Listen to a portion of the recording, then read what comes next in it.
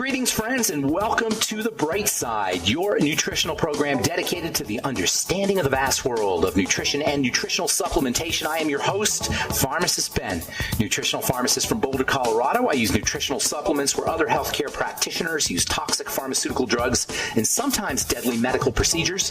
If you suspect that there are negative lines open, find questions about health, nutrition, prescription drugs. If you want to wean yourself off your meds and get on a good nutritional supplement program, we can help you. 844-236-6010 is our number. If you want to purchase longevity products, you can call 866-735-2470, 866-735-2470, or go to brightsideben.com, pharmacistben.com, or criticalhealthnews.com. Purchase your Beyond Tangy Tangerine and Healthy Start Pack and all your favorite longevity products, the ones I take and the ones I recommend, at brightsideben.com, pharmacistben.com, or criticalhealthnews.com. And if you want to take a look at our Truth Skin Health products, they're all available at truthtreatments.com, truthtreatments.com. And make sure you take a look at our truthreviewed.com page with over 500, actually 600 plus 5-star reviews. We get them in every day, and there are almost always 5-star reviews. Truthreviewed.com for our reviews and truthtreatments.com for all our Truth Skin Health products. 844-236-6010 is our number. We will have Cozy V coming up at the bottom of the hour. Cozy is a health freedom activist from the Big Apple, from New York City, and he posts all the time on Instagram. And I've been talking to Cozy now for probably 3 or 4 years anyway, about various health issues. Cozy's an anti-vaxxer. And I don't mean that pejoratively. Anti-vaxxer has become a pejorative term. You're a conspiracy theorist if you're an anti-vaxxer. You're a conspiracy theorist if you think the health crisis that's going on, or the supposed health crisis that's going on today is made up and fake and exaggerated and planned, if you will. You're a conspiracy theorist if you believe that vaccines are a scam and vaccines are not in our health interest, not in our individual health interest, or nor in our societal or cultural health interest. Anyway, Coach Cozy's going to come on at the bottom of the hour. We're going to talk about what's going on in the Big Apple in New York City, formerly the epicenter of the so-called coronavirus, COVID-19 anyway. I will talk to Coach Cozy at the bottom of the hour. Get your calls this segment, 844-236-6010, 844-236-6010. We've been talking about the nature of the implicate and the explicate. You don't hear those terms too much. The implicate and the explicate. David Bohm, Nobel Prize-winning physicist, first came up with this idea that everything we see comes from an invisible place. The implicate is the invisible world. The explicate is the material world, or what we see, the external world. The implicate is the internal world. The explicate is the external world. What we see in the world of matter, is derived from the implicate order, as David Bohm called it, the implicate order versus the explicate order. What we see in the world of matter is derived from the implicate, and the implicate can be thought of, compared to the world of materialism, or the world of material, as the energetic world. Human beings have not evolved to see energy. We can sense energy, but we see matter. We see matter, and we only believe in matter, and the belief in the primacy of matter, or the primacy of the material, is called materialism. And science today, conventional science, is materialism, is materialistic. But power does not come from matter. It comes from energy. We manipulate energy with our thoughts and feelings. And if we don't understand how to manipulate energy consciously, we do it anyway. But if we don't understand how to do it consciously, others will do it for us. Those in power understand this phenomena. Those in power understand that the explicate comes from the implicate. The implicate is energetics. And by manipulating energetics, the material world can be manipulated. This is why we are encouraged to be scared. This is why the promotion of fear is everywhere. This is why we are told literally, in those words, to be afraid. You watch the news, and you'll hear people saying, be afraid, be scared. Literally, in those words, not to mention indirectly. Words and images are used to promote fear. Why don't you hear on the news how great humanity is? Why don't we hear on the news how great and how powerful the immune system is? Why do we focus on 5 million infections? You gotta love that word, by the way, infections. That is a loaded word if ever there was one. 5 million infections. How come we don't focus on the 325 million people who are not infected? Every day you see here, 325 million people not infected. On our last census, there were 330 million people in the United States. 99.8% not infected. Why are we not focusing on them? Why are we not focusing on why people are not getting sick? Why are we not focusing on the immune system? Focusing on what we can do to build immunity. Social connection builds immunity. Social distancing shrinks immunity. Social distancing impairs the immune system. Human beings are designed to connect. Human beings evolved to connect with each other, and we're stronger when we're connected. Let me say that again. We're stronger when we're connected. Social distancing disconnects, suppresses the immune system.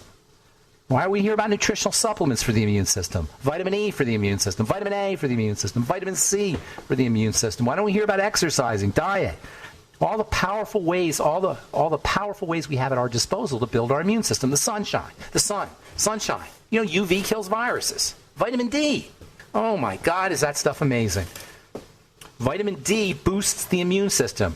You know, there's a reason why vitamin D is becoming recognized as the most powerful substance of well-being, nutritional substance of well-being.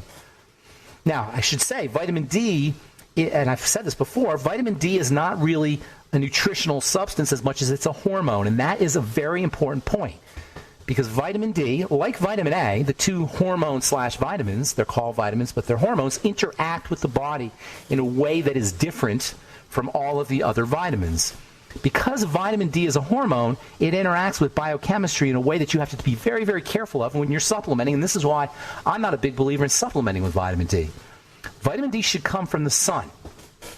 Supplemental vitamin D can throw off the delicate hormone balance, the delicate network of hormonal interactions that run the body. Do you know there's a major relationship between vitamin D and the parathyroid glands? Parathyroid glands are your calcium glands. When the body doesn't have enough calcium, the parathyroid kicks in, and calcium is released from the bones. Vitamin D controls calcium intake at the level of the intestine. This is why vitamin D is number one, so darn important.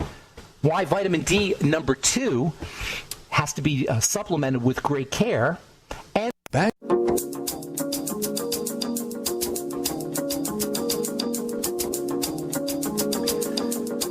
All right, we're back on the bright side. I'm pharmacist Ben. Got Cozy coming up the bottom of the hour. Health freedom activist from New York City. We'll talk about what's going on in the Big Apple.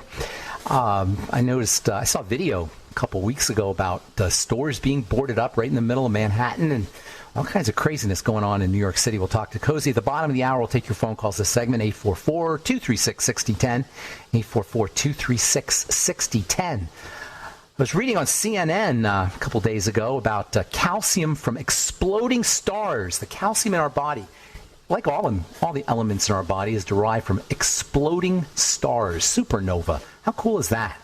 Our bodies are made up of the elements that originally existed in an exploding supernova somewhere in the middle of the universe.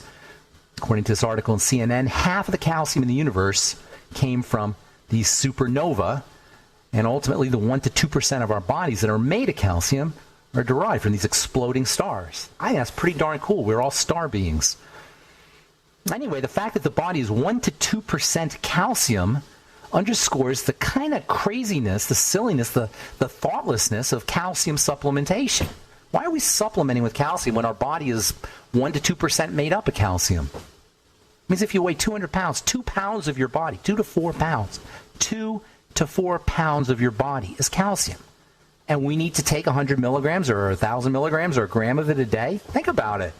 If your body is made up of 2 pounds of calcium, that's roughly 1,000, a little less than 1,000 grams of calcium is in your body. If it's 4 pounds, it's 2,000. So 1,000 to 2,000 grams of calcium is in your body. What would taking 100 milligrams or 500 milligrams or a gram of calcium going to do?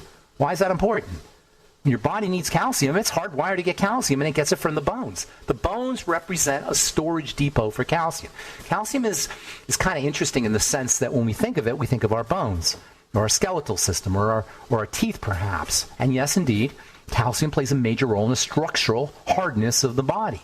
But a small percentage of the calcium, maybe 1% of the calcium, is floating around in the blood, where it acts as a key to turn on the ignition of cellular machinery. I'm not going to get into too much of the biochemistry, but it's called a second messenger. That is, when a hormone hits the outside of a cell, it doesn't do its work right away. It does it via, sometimes anyway, does it via a second messenger. That second messenger is an intermediary between the action of a hormone or a peptide on the outside of the cell and the action on the inside of the cell. There's an intermediary, and that intermediary is often calcium. That's why calcium turns things on. Calcium makes things happen. And by the way, it's really important for the immune system. But that doesn't mean supplementation is an appropriate strategy, because you got plenty of calcium in the body.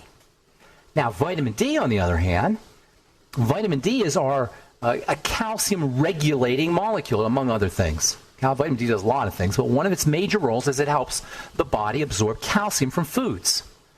When vitamin D levels go up, we absorb more calcium. That's why they always tell you to take vitamin D with your calcium. That's like half right. Makes kind of sense because vitamin D and calcium are interrelated, but just because you take oral vitamin D doesn't necessarily mean it's going to help you with your calcium. The way the system is supposed to work is when we're out in the sun, we make vitamin D.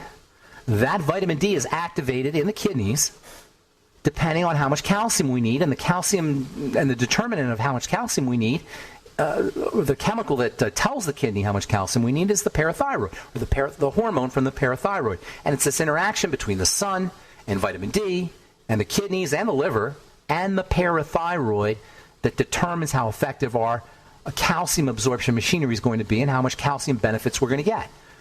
When calcium levels are low, parathyroid hormone goes up. When calcium levels drop, parathyroid hormone goes up, and we absorb more calcium, and calcium is released from the bones. We absorb more calcium from food, and calcium is released from the bones. Don't worry about remembering all this stuff. Just know it's complicated. And this is why I've always said supplementation is a necessary evil, but you got to be careful with your supplements. You can't just willy-nilly take vitamin D or willy-nilly take calcium supplements. You have to do it in a system. And when it comes to vitamin D, there's a major relationship between vitamin D and our body's ability to handle stress. Under conditions of stress, we become more sensitized to vitamin D, and vitamin D helps the body with its stress response. If you're dealing with cortisol issues, if you're dealing with anxiety issues due to cortisol, insomnia issues due to cortisol, weight gain issues due to cortisol, thyroid issues due to cortisol, hypoglycemia or hyperglycemia or blood sugar problems because of cortisol, anything with cortisol, vitamin D helps stabilize cortisol. Vitamin D from the sun, what does that tell you? Get yourself some sunshine. And if you can't get sun for whatever reason, if it's the middle of winter or you live in a cloudy, rainy place like Seattle or Portland, get a sun lamp. It'll help you with vitamin D. It'll help you with your calcium. It'll help you with your cortisol. And you won't have to worry about supplementing with vitamin D because your body will be taking care of it for you as it should be.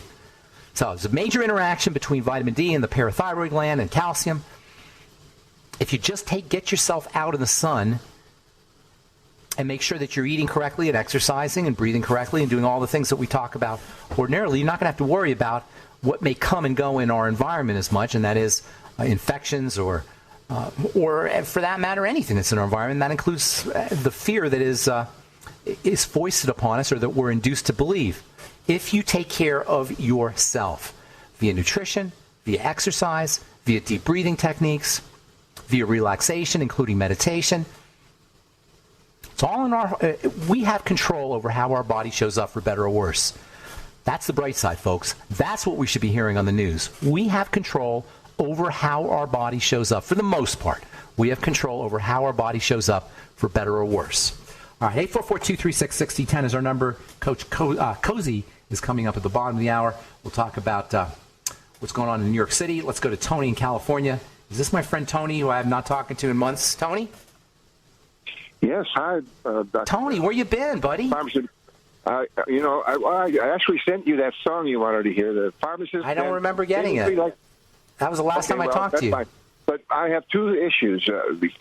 Very strategically, your subject actually hits me. I've been treating myself for advanced osteoporosis of the skull because I have 3 or 4 symptoms, including a dental post for a replacement of a tooth not not being cemented into the jaw. Just okay. Before we run out of time, Tony, we're going to run out of time here. What are you doing to treat yourself? Well, I had a MRSA type infection on my ankle that I've been treating all year, and finally it seems to subside. But it actually has removed some of the flesh under my skin, 2 inches above my ankle bone. And, bone broth protein. Bone broth. I'm going to run out of time here, so I'm just going to go quick here. Bone broth protein, hyaluronic acid. No, you know what that is. Liquid. Yes, sir, I take it. Good for you. Double it. Double it. Liquid silica gel. Glucosamine. And actually, glucose. Can I just tell you, this morning it started pinching. It started pinching me, and I was thinking maybe it just means it's just growing the flesh back. Yeah, that could be. Yeah, that happens when new skin comes out, and when new skin starts to grow and old skin goes away. There's a pinching sensation. Okay. So don't worry about that. Very much. High dose vitamin C also. Last thing, high dose vitamin C. I do all that. All right, good. Well, you're sounding good, Tony. I'm glad to hear from you. You too. Thank you. Bye. All right. Yeah, the bottom line here, folks, is there's so much we can do. There's so much strength and so much power we have over how our body shows up. All right, got Cozy coming up in our next segment. You're listening to The Bright Side. We'll be back after this.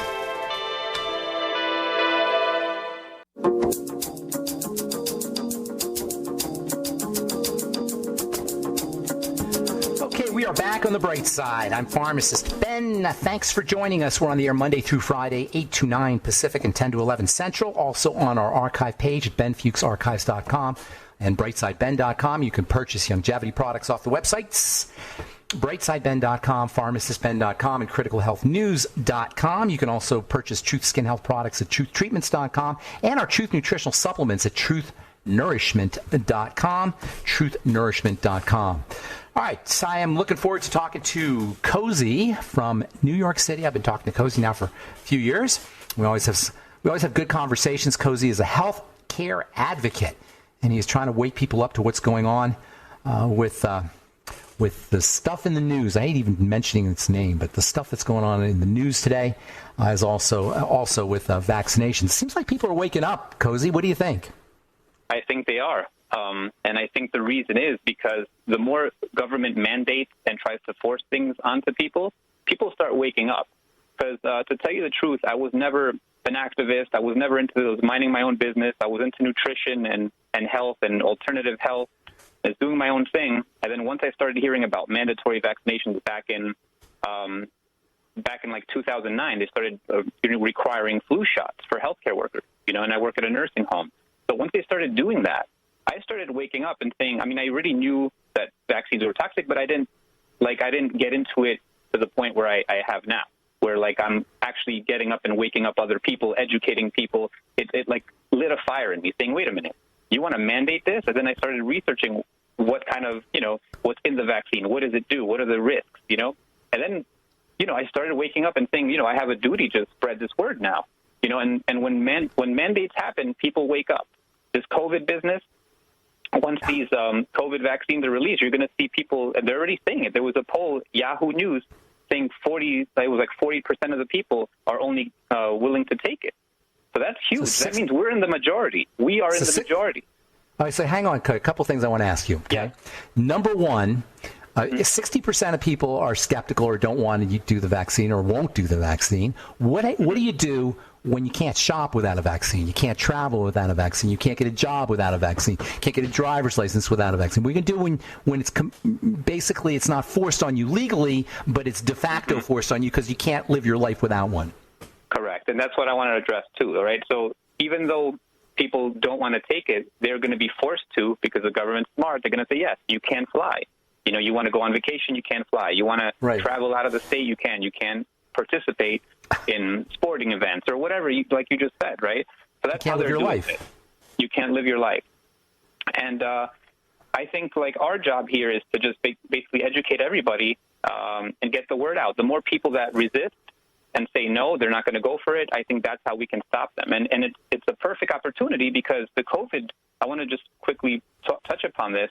The COVID vaccine, so far what we've seen in the trials, the Moderna trial, which was the first one where it had 45 humans, right? They skipped animal studies, okay? They just flew right by the animal studies, 45 humans, right? They broke them up into groups, 15 in the high dose group, 15 in the medium dose group, and 15 in the low dose group. And what they saw already was astonishing. 20% of the vaccinated in the high dose group was hospitalized with severe, serious adverse events. That's a lot, 20%. Now, if this was any other trial on any other medication or medical intervention, they would have stopped the trial, right? But they're not going to stop this trial because the government has put in like $500 million, I believe, behind this. And Dr. Fauci has half the patent on that vaccine, from what I understand. So, this is like a too big to fail kind of operation. Wait, hang on. Let me ask a couple things. First of all, when you say he's got patents on the vaccine, how do you know that? Is this a fact or is this rumor, or where did you get this information? It's not a rumor. I looked it up. It's on there. I'll send you a link later if you want to look into it. Yeah, would you post it to our Facebook page, The Bright Side of Pharmacist Ben? Yeah, not only that, I believe it's like 4 or 5 of his employees are also getting royalties from that once this is released. So there's a lot of stuff going on. It sounds like it's a conflict of interest, but I think they can legally do it somehow. But whatever the case may be. Okay, so let's talk real quickly about vaccines, okay? So what do you say to somebody who tells you about the polio vaccine and the smallpox vaccine and how great vaccines are and how they saved us from measles and mumps and rubella and rabies and tetanus and all the benefits of vaccines, and say that if you're freaking out about being vaccinated or about vaccination, that you're a anti-vaxxer or you're a conspiracy theorist? All right, great question. Okay, so there's a lot of misinformation out there, right? So we're told that polio, saved the day, right? But it's wrong, because polio never left. They just reclassified it into different names, like acute flaccid myelitis and Guillain-Barré syndrome, and it's still here. Okay, but what did help us was plumbing, fixing the sewer systems and public hygiene. Water. We learned like washing hands is important, and once society started becoming cleaner, we had less of these infectious diseases going around. Things started dropping. How about baby like infant vaccines, like measles, mumps, and rubella? What about those? Well, it's good to touch upon them separately, right? So the measles is not a deadly illness. Okay, most people got it. I got it when I was a child. Everybody I knew had it as a child. We threw measles parties, chickenpox parties. It was such a mild thing. And it's good for your immune system. It's good for you to get the measles because it trains your immune system. Now, we're trying to eliminate this, but by doing this, we're increasing other health issues. We're getting neurological problems. We're getting skin issues, digestive issues. Autoimmune diseases are exploding. Okay, our children are the sickest we've ever seen. And one of the big problems is they don't safety study the vaccines. There's none of the vaccines on the childhood schedule have been through a double-blind inert placebo. When I mean inert, I mean a saline placebo study. Okay, that's shocking. How do they get away with lowering the standards on testing for vaccines as opposed to drugs? Okay, well, they tell you that, which is a myth, right? They tell you that it's unethical to not give a child a vaccine when you're comparing them to like have a placebo done, because it's unethical, because we could save their lives, right? But that's such bull. The vaccine industry, for a lot of people who don't know, they have immunity from liability. Okay, so you can't sue these manufacturers, so they have no incentive to making these vaccines safe, and that's a huge problem that I have with them, right? So I'm not, I'm not a person to tell you, don't get vaccinated, don't do it, but you should have the choice, and they should do safety studies on them, All right, I think there's something that when it comes to vaccinations, there's a feature of biology and a feature of the immune system that we don't always talk about, and that's herd immunity. Right? The concept that we should all actually getting sick or getting infected, I should say, is actually a good thing. It pushes us towards herd immunity. The more and more people are infected, the better and better it is because of this phenomenon of herd immunity. So I want to talk about that when we come back from our break. Okay, Cozy? Yes. All right, and then also I want to know what's going on in the Big Apple. Coach Cozy's from New York City, and he's an anti-vaxxer, a proud anti-vaxxer, I guess you could say, and also knows a lot about what's going on with this whole COVID Corona mania crisis that we're dealing with. We'll come back with Coach Cozy on the bright side right after this.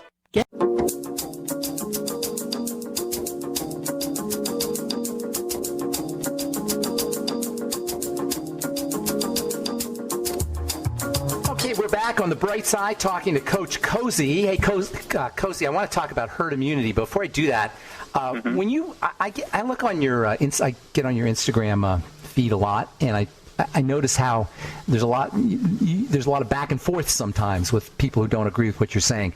How do you deal with folks who buy the party line? Does it frustrate you? Do you feel like you have to convince them, or do you just ignore it?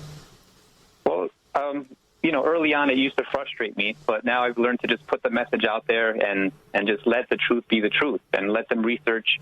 I started putting links up to everything that I say, so I have a blog attached to, I have a little link there and that attached to anything I say, any study that I post, it goes right there. So I basically throw out the truth, and I'm trying to be a light in this dark age, right? And I feel like this is our job, right? People that listen to your show, these are people who are looking for their own research, right? They're looking to not just listen to what the government's telling them or listen to some health regulatory agency. They're taking their health into their own hands, and we are all everybody listening to this right now is capable of sending out the light, sending out the truth, and we need to do that right now because they're about to enslave humanity. I mean, this is how I see this. I mean, they're censoring people, right? So if you have an opinion other than what they want you to understand, you're censored, you're silenced, you're thrown off social media. You're not hearing scientists. Scientists are being censored. So besides that, there's a lot going on, as you see, the forcing masks on you, the testing, all of this stuff. Are you hopeful? First of all, are you worried about being censored yourself? Totally, yes. Blacklisted? Are you worried about being blacklisted, your job, or anything like that? For sure. That's a concern. Okay, but you're not stopping, hopefully. No, I'm not going to stop because if we all stop, right, what does that do? That just allows this to take over. So I've known, I've grown from, I used to just, do Instagram just for, health and nutrition. And then once this started becoming a problem, I started growing because people were interested and people were learning. And I've grown my account to over 11,000 followers. And that's exciting to me because it says people want this information. People need this information, and we're growing. That brings me to my second question, which is I want to talk about herd immunity. And herd immunity, of course, is when enough people get infected so that all of a sudden there's an immunity shows up throughout the culture, throughout the society. How about, before we get into herd immunity for the virus, what do you think about this idea of critical mass, which is what herd immunity is, critical mass with a skepticism about the currently injected cultural meme? Can we reach a herd immunity or reach a critical mass there too? I'm not really understanding your question exactly. Can we reach a point where everybody wakes up if enough people wake up?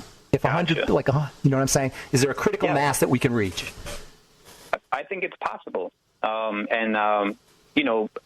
we've seen, people that used to send out messages like me were very rare. Now it's increasing to the point where they thought it was a problem, and that's why they started censoring people, right? And that's why they need to mandate all this stuff, right? Yeah.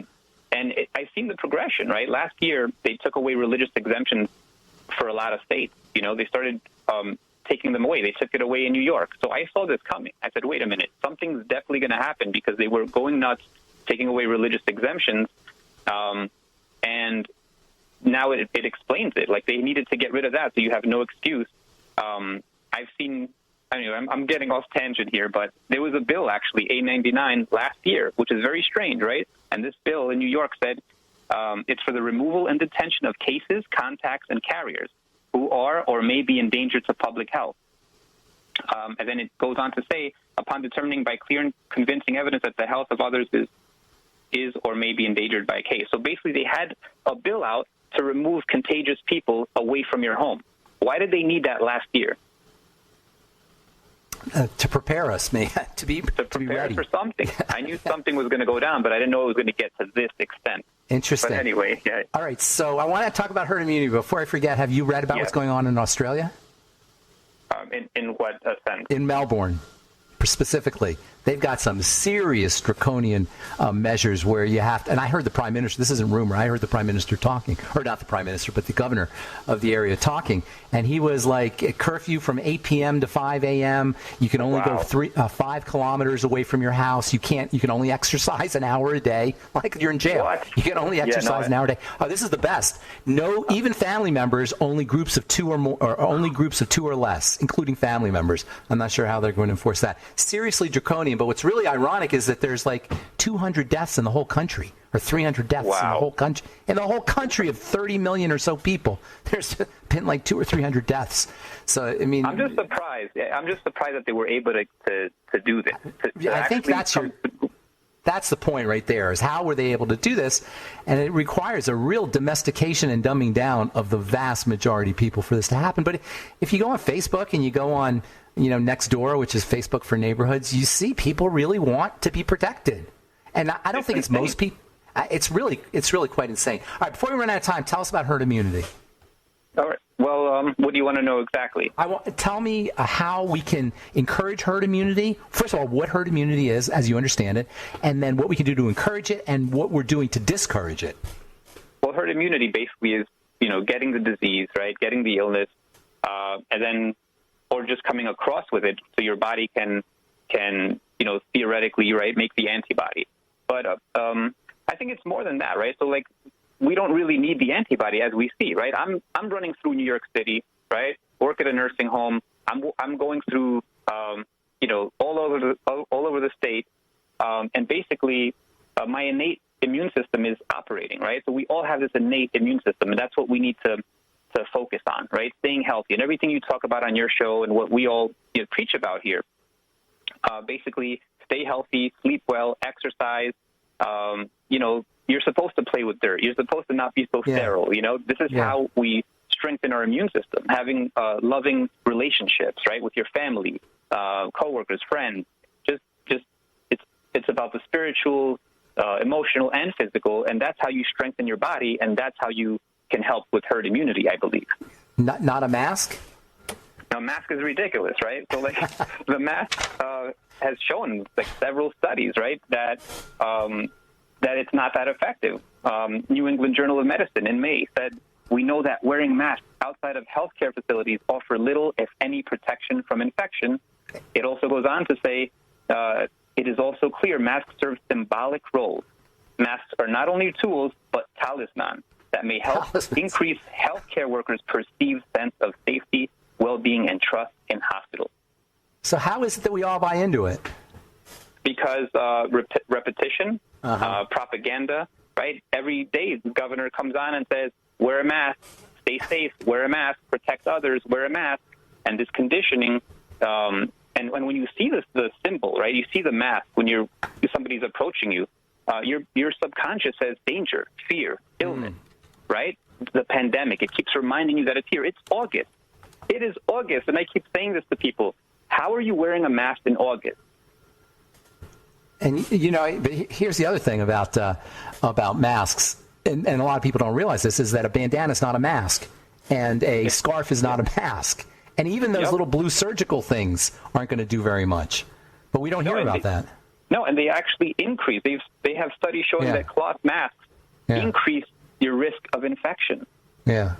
Yeah, I asked a guy... I was talking to a guy, and I think I was talking about this on the radio last week. I was in a dinner, a party, and I was making conversation. I said, like, why is it that we have to wear a mask when we're walking to the bathroom, but not when we're sitting down? And this guy, with no sense of irony, said, because it's just getting people used to it. He didn't even know what he was saying. He said, we just want everybody to be used to wearing a mask. Unbelievable. Isn't it unbelievable? So are you going to expecting to get an invite to the executive mansion in Albany anytime soon? Probably not. What's your take? Plan, right? What's your take on what's going on politically in New York State? It's terrible. It's draconian. I'm terrified. I'm actually, I'm not one that gets scared very easily, but I am scared for people in New York because these checkpoints that they just put up, that's practice. That's practice for when the vaccine comes out. I believe that they're going to shut the borders and they're going to, force this upon people.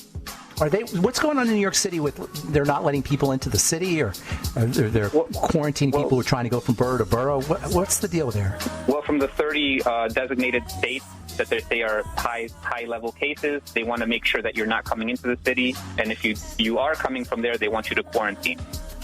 Wow. For 2 weeks, right? For 2 weeks, yep. Cozy, we're out of time. Thank you so much for your work. Thanks for being on the bright side. Best of luck to you. Keep it up, too. Keep it up. Thank you. And you guys can follow me at Instagram.com/Kozis Wellness. Kozis, K-O-Z-I-S Wellness. Thanks, Cozy. Have a great day. That's it for now. Have an awesome, wonderful, beautiful, spectacular day. I'm Pharmacist Ben. We'll talk to you all later. Bye for now.